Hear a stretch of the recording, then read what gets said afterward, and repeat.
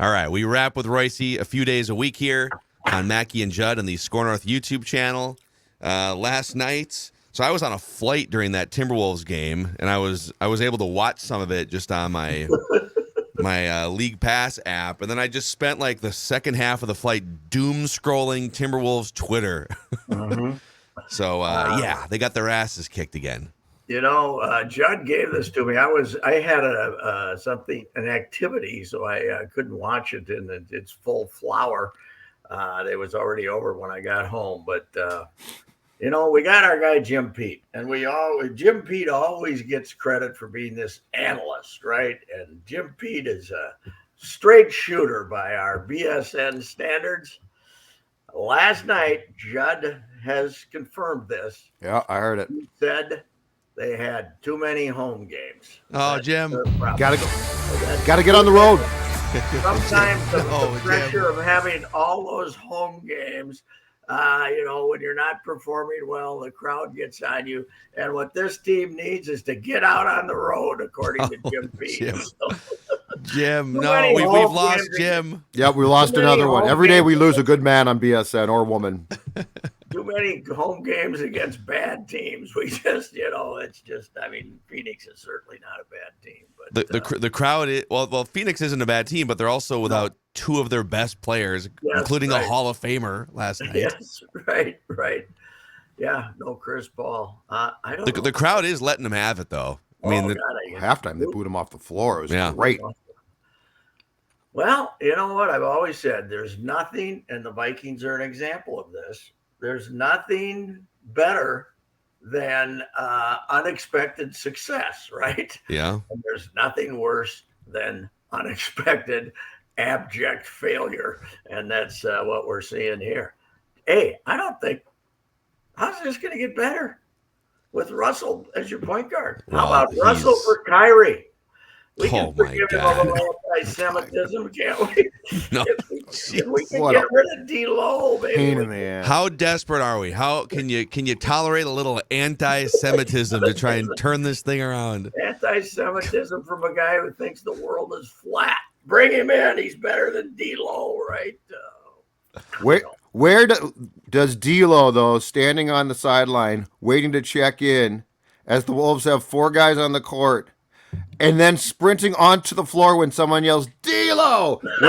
Where does that rank as far as just great moments in complete ineptitude? I think it is the moment of this season so far, right? I mean, it tells, it's one little snippet that tells the whole story, doesn't it? Yes. Yeah, I mean, wow. Think about this. The free throw happened. He has it. So he's standing at the score. For those who didn't see it, the Wolves played an entire defensive possession 5-on-4 because D'Lo was spaced out at the scores table, hasn't checked into the game yet. And so the free throw happens, the rebound, they all go all the way down the court. They play a full defensive possession, and then, D'Lo scrambles on the court. How does the coaching staff not see that? Finch is standing right there. It was incredible. Who do you think D'Lo was gazing at in the stands? You think there might have been something that distracted him? I don't know. Maybe cheerleaders? I don't know. What the hell? God almighty. Hey, how's it get fixed? I don't see how it gets fixed. Do you? Cat's gone. Cat's gone in February. He's getting traded. You think so? Let's explore that. Because I think so. If this is the thing they had to have talked about when they did this trade is, okay, we're all excited. We think we're going to make this work. The target centers, and even though everyone's sort of raining criticism down, we know that Finchy can make this work. But they had to have, for 5 minutes before they called the Jazz, they had to have said, what if it doesn't? Yes, right. What's the next move? And trading Cat would be the thing that would get you back something, right? Some of the, not as much as you gave up, but something, that's for sure. And he, his attitude with a losing team is going to be awful. And wow, it's amazing. And by the way, is Connolly ever going to stand up and talk about this? Has anybody quoted him yet? I haven't seen it. I think he joined. I think Chad Hartman had him on a couple days ago. I didn't hear it, but he definitely has been out there to talk about it a Okay. little bit at least. So yeah, he hasn't not. disappeared. I have not seen much from him. I mean, we would be pounding on Falvey's door right now, saying, "Hey, we want Falvey." You know, he wouldn't tell us anything, but at least you'd get to say what do you think? I mean, is it 11 games or 12 now, or 5 and 12? It's 12, right? They're 5 and 7. 5 and 7. Why does it feel like 2 and 10? I don't know. It just feels Yeah. because of the schedule. It's not as bad. I mean, they were 4-9 to start last year, so they're already and then they came roaring back. So because this is where you guys tell me I'm just being a homer idiot, but I am trying to leave room for let's give it 20 games before we really fly off the handle. But it's hard. I mean, these games they're just down by 20. It's how 2 minutes after the tip. Yes, that's the problem. Is it's not that you're 5 and 7. It's how you've looked being 5 and 7. It's and you got the coach after every game saying we aren't playing hard enough. And by the way, the thing that should be most disturbing, well, no, D'Lo is what should be most disturbing because you stuck with the stiff. But second is Edwards having a bad attitude because he had the great attitude. He was the big personality with the great future, and he'd have a terrible game and come back and get 32 and play great. And I don't know if the whole mess that he created for himself on the ripping the gay guys is kind of done something to his attitude, or done I don't know what it's done, but there's something wrong there too. He's not trying half the time. It's ridiculous.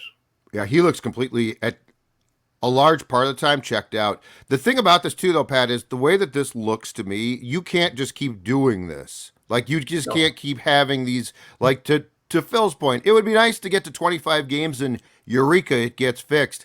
But it looks so bad and it is so pathetic that at some point you're going to have to do something.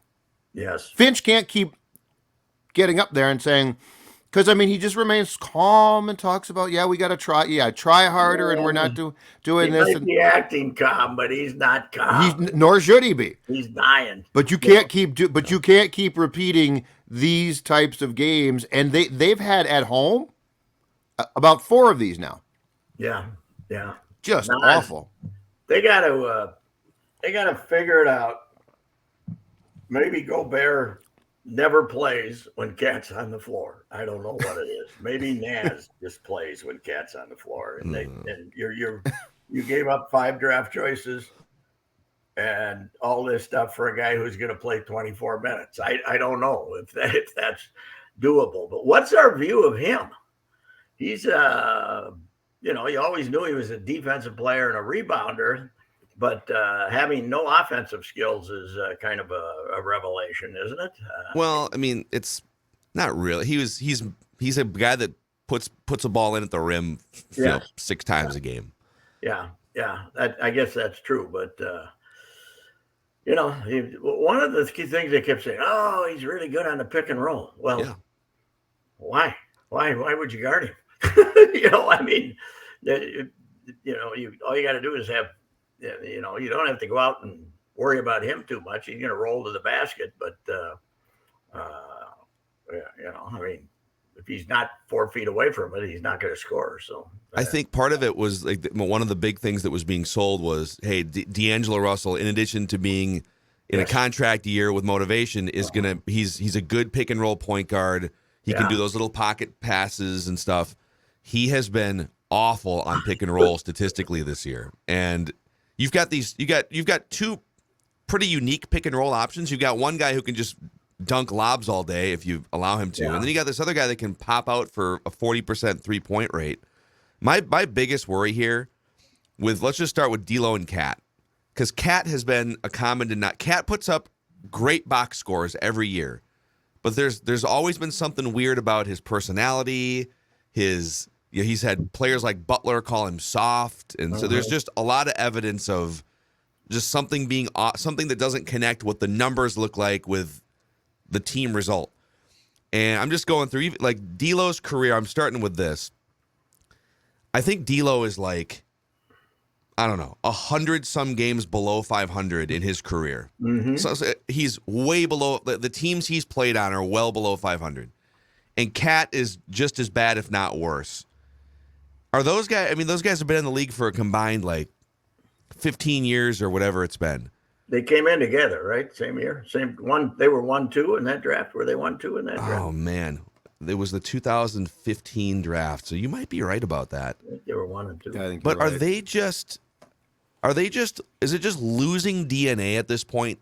Like those guys don't know what a winning team looks and feels like that they're driving, right? Like they almost have to be passengers. We still got you there, Pat. You know, There we you got me. You got me. Yeah, we got you. You We good? got you. Yep. Yep. Okay. Yep, we're good. I was saying good. I'm glad Pat Bev is gone, but he's a pain in the ass. But boy, they need him right now to be screaming at him, don't they? I mean, he's a lunatic, but I mean, who's calling him out in the locker room? You know, not a player. They have come out. I wonder. Yeah. I don't know. I think the other thing is like, are we having a sound problem? yeah, here, Pat, why don't you refresh and come back in, and we'll keep the conversation going here. Just refresh and come back in. Judd, how do you feel about Karl Anthony Towns as sort of every single game he's like the unofficial spokesman for what happened or the state? Like last night, he's preaching patience, and you're going to see the team that we all knew was going to just be patient to everyone. I don't like it because it's just become he's become a walking in some ways, although he doesn't use the same term every time, a walking cliche, because he's always like preaching I've got control, and I don't trust him. I mean, I don't think he is anything near a captain, and in fact I think part of the problem is this team doesn't have a captain. This team, I mean, for as much as Reusse ripped Pat Bev clearly got in guys' faces. And I think it had a galvanizing effect.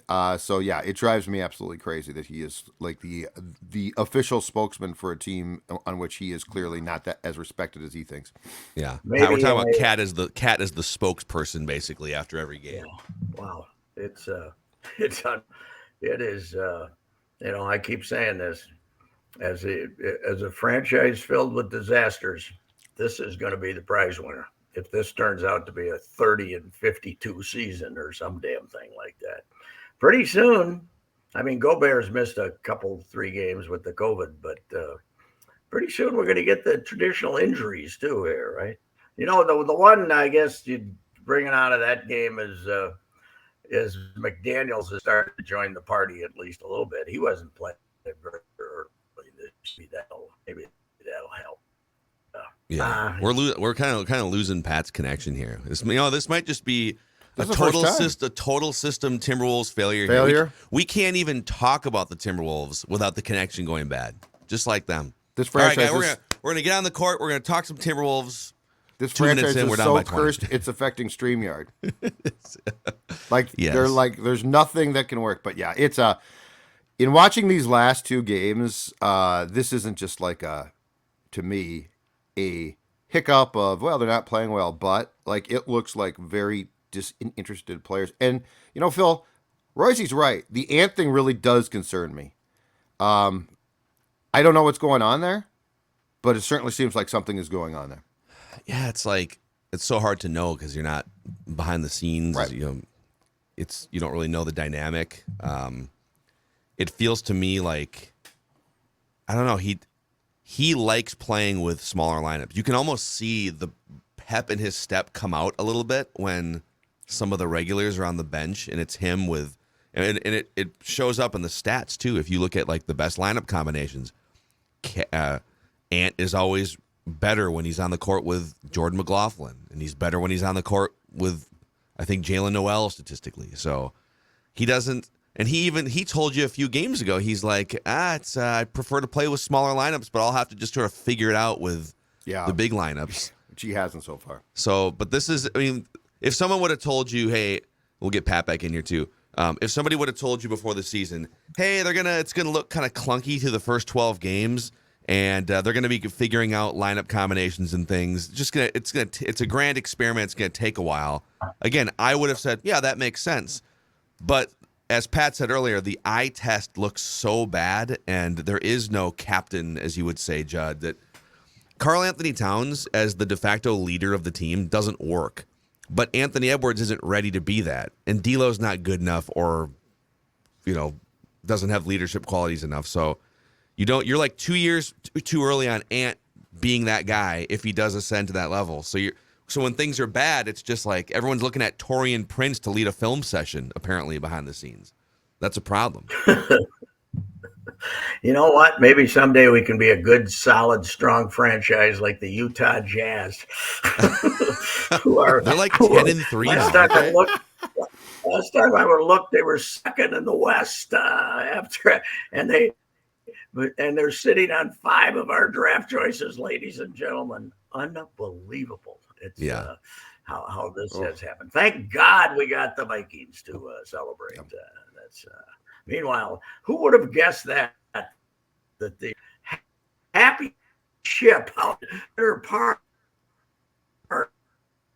No, I think we've just lost Pat here. The Gremlins today are. This never happens when Declan's here. I know. Don't blame me. This never happens when Declan's here. That's all I know. You know what? Come on, internet. That's okay. We'll get Pat back in the mix tomorrow. The Golden Valley internet gremlins have derailed this, much like the downtown Minneapolis basketball gremlins have derailed the Timberwolves to start the season. So unfortunate, but you know what? It's the same thing. It's just sometimes the gremlins don't want you to give your hot takes. No, that's true. The hot take gremlins. So anyhow, that was Rapping with Reusse. Kind of. We'll see you guys over on Mackey and Judd and Purple Daily today.